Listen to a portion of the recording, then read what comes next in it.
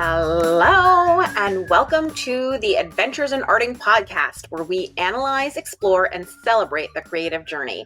My name is Julie Fei-Fan Balzer, and I am a working artist living outside of Boston.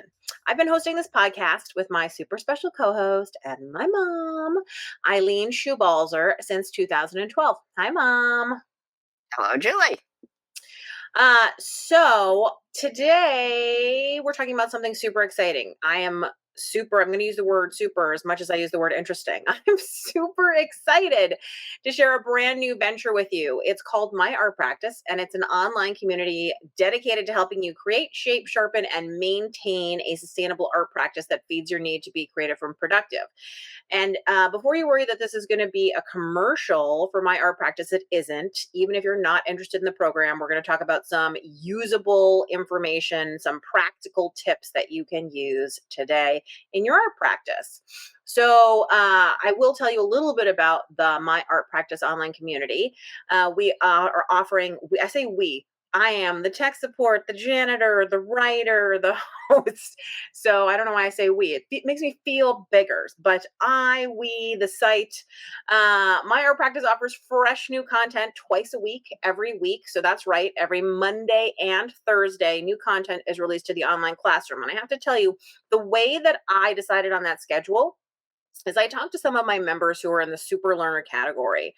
And those are the people I see in group coaching and I regularly talk to. And I was saying to them, what do you think about the spacing of content, blah, blah, blah. And one of the women who is very busy professional said to me, but she likes to make time obviously for her art practice, said she thought that Mondays were a good day to have things released because Mondays are often holidays. So for her, that meant that she might have a Monday that was free, that she could attend an event that was that day or tackle a project that day. And so she just thought that Mondays were perfect for that.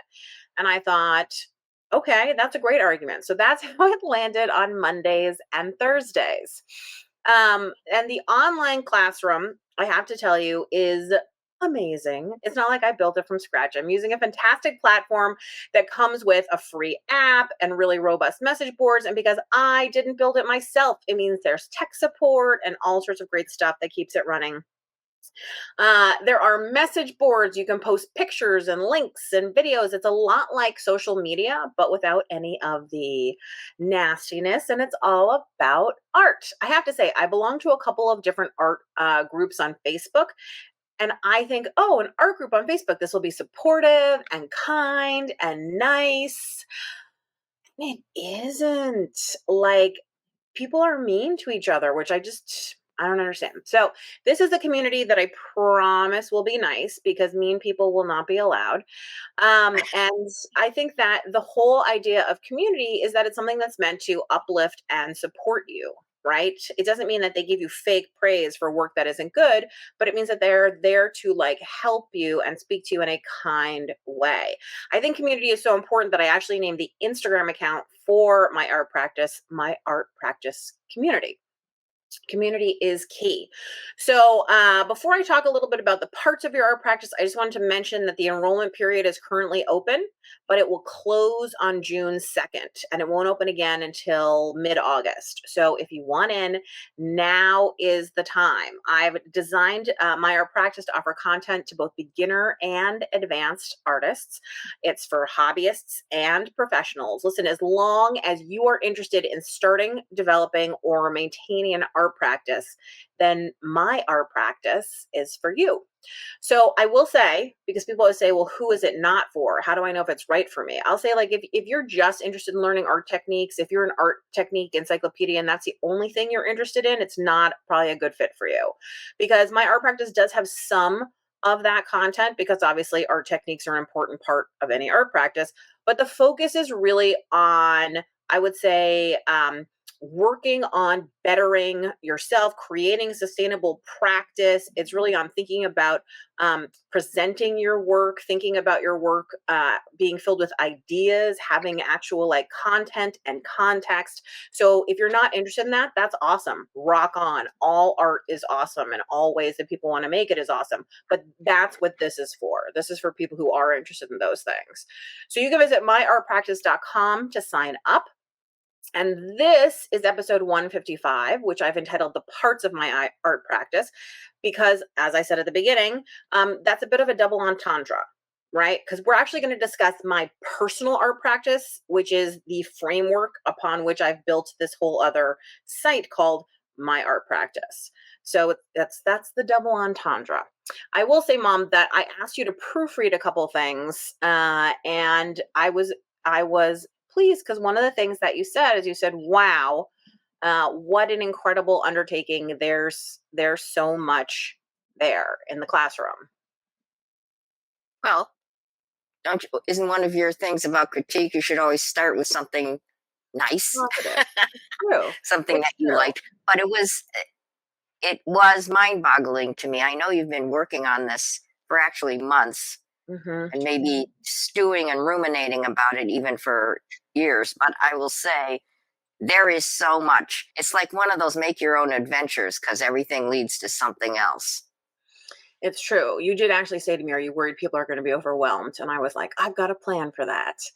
Uh, so I am part of my plan is to explain things to people. So I am going to do a little bit of explaining. And so the first thing I want to talk about is actually the origin of sort of the idea for it, which you may, you know, be on the same or similar path. So I'm going to share a little bit about my personal story of how I developed my art practice and kind of where it came out of. So timeline wise, in 2006, I started blogging and I started, my blog, balzerdesigns.typepad.com. And I was sort of a sporadic blogger and I worked up to, Monday through Friday. And at the time I was doing scrapbooking. I was kind of a baby art journaler. I did a little bit of jewelry stuff. I was learning to do sewing and quilting. And, I was just very interested sort of in everything creative. But I would definitely say like paper crafting was the heart of what I was doing. Right. I also should add here, at that time, it was not there were not there was not the proliferation of blogs on the internet that there Yeah, is blogs now. were It very was personal. unusual. Yeah, I would say I don't know if it was unusual in 2006, but it was definitely like it was not commercial. It was Right. definitely a personal log of, you know what I mean, what you were doing, what you were thinking, your kids, like whatever it was that you were doing. Right. And Um, there was much less monetizing of your mhm, blog. And there was like there was none for me. yeah. So it was sort of serendipitous that someone would find you. Mhm.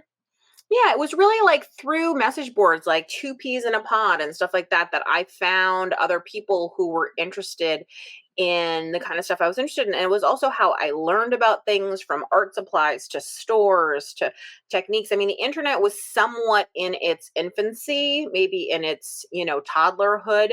And so message boards were like the place to find out any kind of information. And so in a funny way, like this is kind of a return. My art practice is a little bit of a return to that community, which I do miss, I have to say. So I started blogging and I started doing some teaching, and I was teaching. I've always loved art techniques. I'm an art technique geek. And so I was teaching a ton of technique classes. And then in 2012, I quit my job, which was I was working in the theater in New York City at the time, and I formed like my official Balzer Designs company. And I was like, this is going to be my full time gig teaching all these classes. At the time, I had done a series of classes called Getting Started, which was teaching people like how to get started with all kinds of art supplies. I was designing stencils for the Crafters Workshop, and this is back when stencils were kind of like a surprising art supply to people. So I taught a ton of stuff and a ton of content about like what is a stencil? Why would you use it? How do you not get the paint to run under? Um, and that kind of rolled along for a number of years teaching techniques, basically how to use various art supplies to get different effects. In 2019, I started the monthly membership program that I still run today. So that was 5 years ago. And then 2020, when the pandemic began and everything started to go online, that's when I started teaching a lot of live online classes, including Design Bootcamp. Now, Design Bootcamp was the beginning of, I think, my art practice in many ways, because what had happened is, so we're already talking 2006 to 2020, that's 14 years, right? That's a long time. That's how long it took me from just sort of blogging about my paper craft. And I had already been doing a lot of art stuff before I started the blog, into feeling like I had a methodology for working that I wanted to share with other people. So I started Design Bootcamp because I wanted to teach other people how the elements and principles of art had like helped me change the way I thought about art, allowed me to talk about art in a way that made sense and that was actionable. And then through teaching that class over the last 4 years, and teaching 2 to 4 cohorts of it per year, I've met with a lot of students. And what I found is almost all the students who came through Design Boot Camp said the same thing to me, that they were looking for something that was beyond just copying what the teacher was making. They were looking for methodologies that they could take for themselves. They were looking for structures that they could be themselves within. They were looking, I mean, they just didn't quite know how to make the jump from where they were to where they wanted to be. And I, kept pushing at how can I make this happen? And at the same time, in the monthly membership program that I have, which is Q&A based, the questions stopped being about like, what do I do with water soluble crayons? What's the difference between fluid and heavy bodied acrylic? Because those kind of questions were really like what was most of the beginning years of that membership program. But the question started to be more like, how do I present my work? Do you think you need to have a website, as an artist? What is the best way to like find your personal voice? Like big picture questions.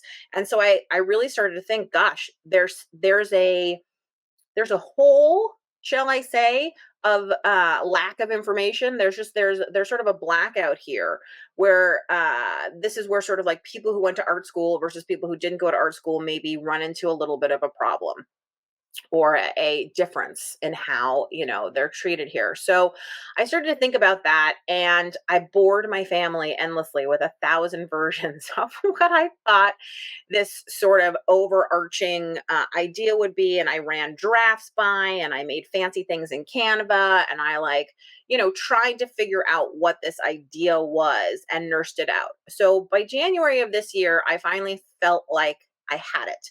My insane scribblings in a notebook, like a serial killer, finally came together and made sense. And I had my little manifesto, not written in blood, but written in ballpoint pen, that I could go forward with. And so I started building the online platform in January.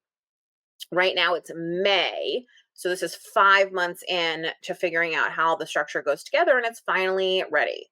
So all of that said, I want to talk a little bit about sort of like the vision and mission of my art practice, which shortens out to MAP, which I rather like.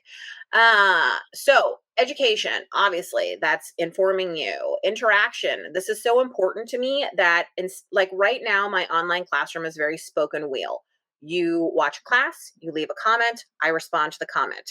End of conversation.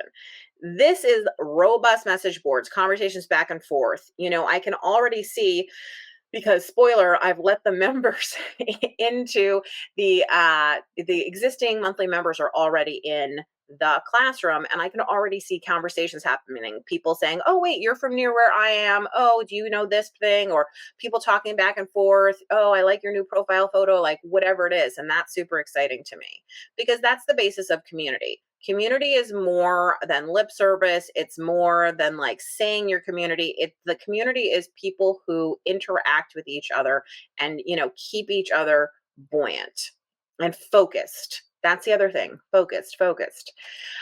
So inspiration, this is not just about education, facts, history, all that kind of stuff, but it's also about, making you think bigger, wider, growing yourself, and also thinking about what your personal inspiration is, which leads me to the last really sort of vision and mission part, which is that I really want this to be a personalized experience, which can be difficult online, but that's why there's so many parts of my art practice that are live, and that's why there are so many parts that I think are require you to personally fill out different worksheets, come up with different ideas, and have conversations with people in order to figure it all out. So now we get to the framework, which unfortunately somehow is formatted weirdly, but the elements of my art practice, and this is the useful stuff that you can take away whether you join my art practice or not, is I really have figured out, broken it down, what the things are that make up my daily, weekly, monthly, yearly art practice. And they vary. I've chosen words that fit into PRACTICE, but they were hard. It took me a couple months to make it work out so that the actual parts of my art practice all kind of lined up. But here they are. So it's passion and purpose, research and exploration, analysis, consistency, technical and professional skills, ideas, community, and evolution. So if that sounds like gobbledygook to you, let's just very quickly break it down. So if you have an art practice, it starts with passion and purpose. Passion is really emotional and purpose is intellectual. And what I would say is if you listen to our podcast called What is Your Why? That's a great example of how to find your passion and your purpose. So passion is usually something that you feel. Like I hear from people all the time, I love to create. And then my next question is always like, why? Why do you have this passion? Does it just like your passion might be because making things makes me happy, or your passion might be I love connecting with other people through making things, or passion is something you don't really control. It's just like it's a fire that burns within you. Your purpose is something that you do choose, that you can choose. So you can turn your passion towards a purpose. So like people would say, like if you have a passion for helping people, then you really enjoy being helpful, then maybe you could turn your purpose into helping those who are less fortunate than you, or helping people who don't have family. Like you make a specific choice. So like if your passion is like I love making things with texture, texture, texture, texture, texture, texture. I'm a texture junkie. Well, what purpose can you find that matches your passion? Are you is this texturized work that I want this work to be felt so that people who can't see can experience art? Is it, I'm interested in texture because I want to have in real life interactions with people, because online you can't really see texture photos, and so I'm using my work to connect with other people, and that's my purpose. You don't have to be solving world peace or anything. You can also say like the purpose of my making this texture art is because it gives me pleasure, and that's enough. That's enough too. Okay, research and exploration. So research is looking for existing information. You're reading books, you're taking a class, you're being filled up by information that exists. Exploration is experimenting to find information, right? That's hey, look at this. This is a cool tool. I wonder what it does. Let's find out. Right? So you could research it, look it up online, read some information about it, watch a video about it, or you can explore on your own, right? Then there's analysis. So I think analysis is overlooked by many people. Analysis is the ability to analyze artwork, yours and others, all right? And I just defined it by defining it. So it's the ability to verbalize and synthesize your thoughts into action steps. What that means is I can look at a work by Degas and I can say, I like this because the colors are great. His brushstrokes are exciting. The subject is interesting to me. The composition is different. The way he captures light. I like pastels. Like whatever it is, I can verbalize why I like it, which means then I can take it into my own work. And similarly, I can look at my work or other people's and say, I don't like this because the proportions are off. It's too dark. The subject matter doesn't interest me. I don't get an emotional connection to it. Like whatever it is, that allows me to not just walk through life thinking, oh, I like it, I don't, this is good, this is bad. It allows me to have actually actionable ideas about things that I am taking in, right? So analysis is key to improvement, to understanding, and to actually being able to address your work.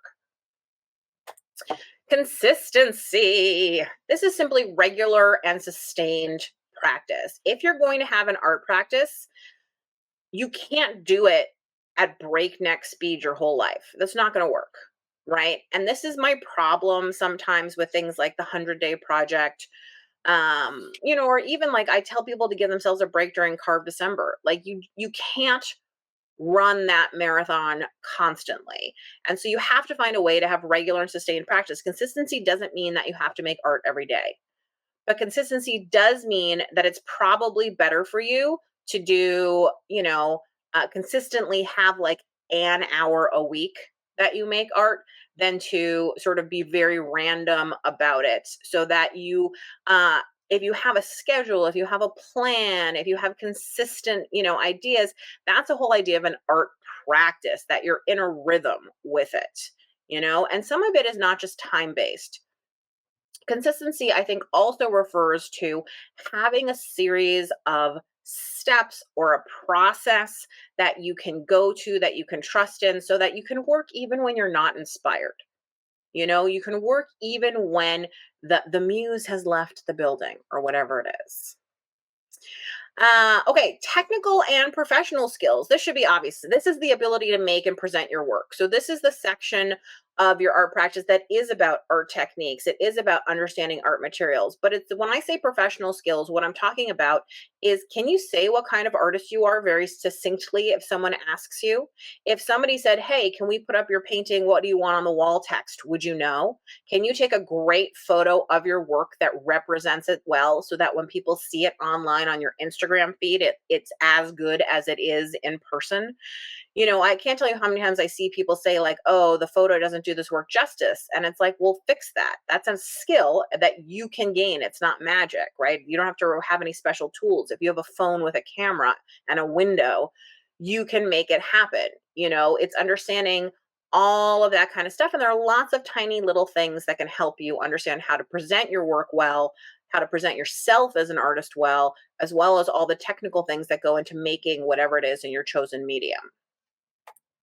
Ideas. So I am going to say this, and it might be controversial, but without ideas, your artwork is merely decorative. Ideas give your work substance, and context. I am not saying that there's anything wrong with decorative art. I have lots of decorative art in my house. I make lots of decorative art.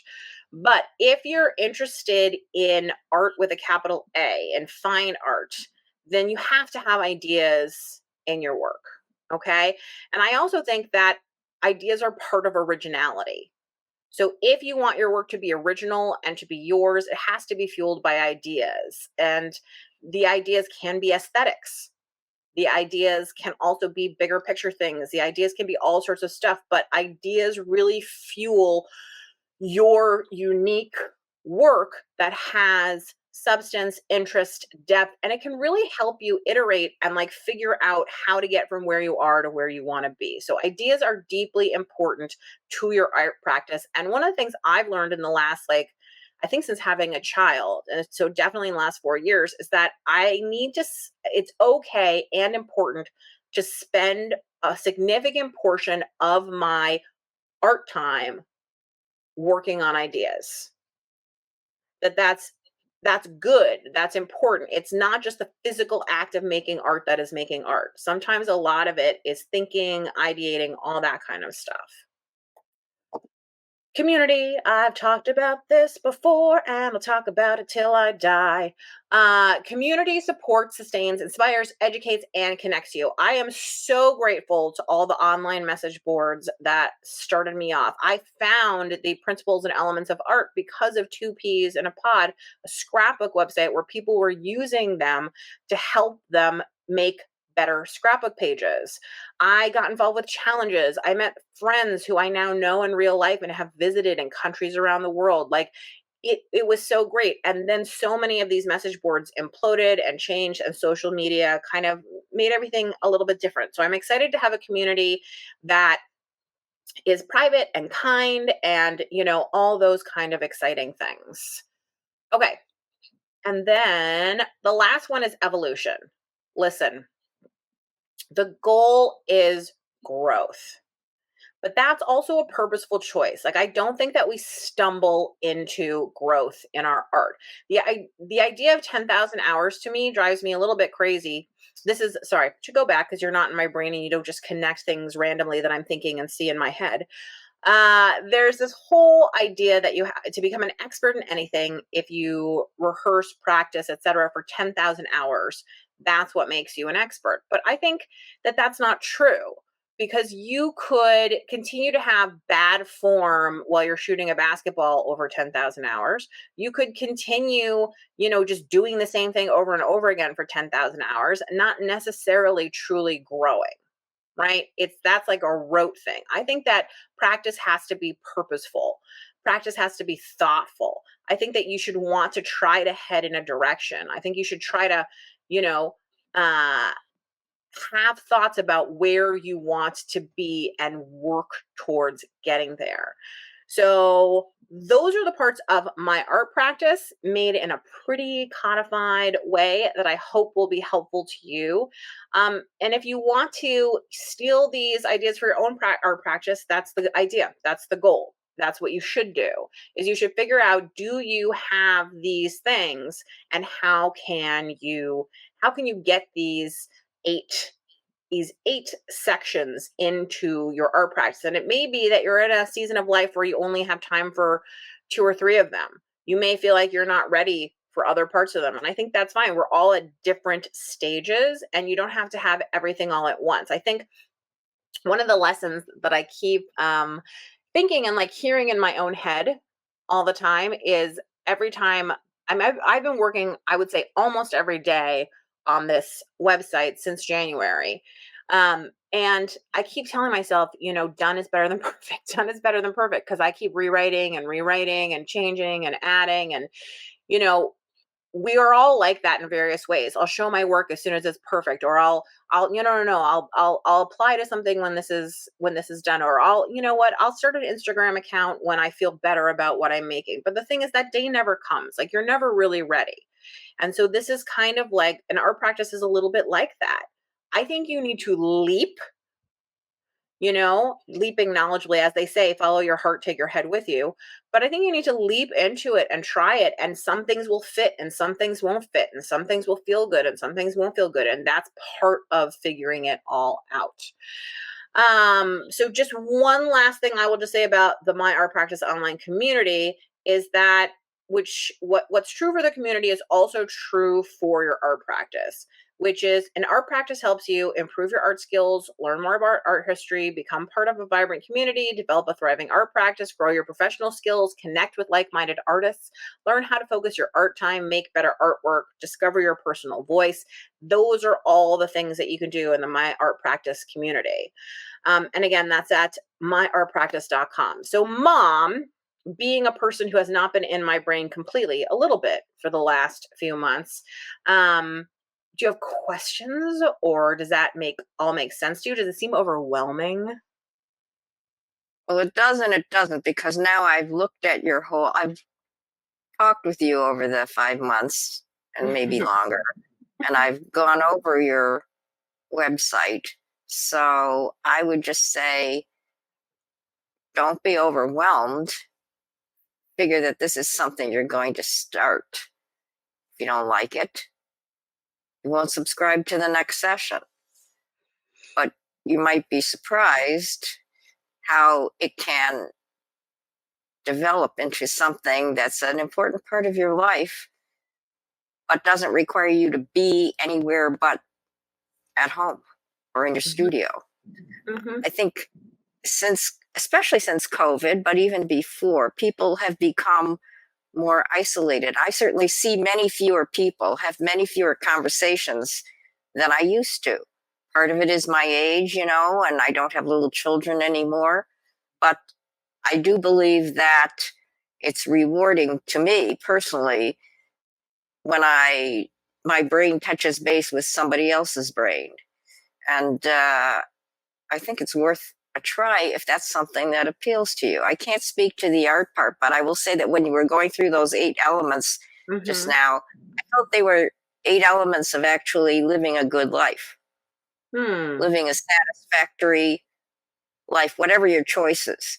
Has nothing to do with art there, but it's a way to approach your own Mm-hmm. personal world. Mm-hmm. And you can adapt those principles to those. So, to that. So, I would say it's worth a try. Yeah, I think actually it's interesting that you say it's a life skill because I think that for an art practice to be sustainable, it has to be tied into your life. It has to be tied into, otherwise, like it's a separate thing from you, and that's too much work. I'm into low effort. You know what I mean? So I think I've tried very much to think about my personal philosophy, how it fits into an art practice. And I agree. It's all parts of a good life to have a passion, to have a purpose, to, want to do things, to be interested. As they always say, be interested, not interesting. And people will find you interesting when you are that way. Okay, so I will not belabor this. I will simply say visit myartpractice.com to sign up. I hope you'll check it out. Ask yourself if what you're doing today is getting you closer to where you want to be tomorrow. So I would love it if you join me and let my art practice help you reach your art goals. So myartpractice.com. And if you want to connect with me otherwise, you can find me at juliebalzer.com or all over social media as at Balzer Designs. Please sign up for the free weekly newsletter. That's the best way to make sure you keep up on the latest news. There's a big button on the homepage of juliebalzer.com where you can do that, or you can go to the show page for this podcast to find the link. And if you'd like to help the show, which I know you do, you can leave a review, mention us on social media, or tell a friend. All of those things help other people find the show. So thank you so much for listening and subscribing, and to Mom for editing a lot of writing. We'll see you the next time on the Adventures in Arting podcast.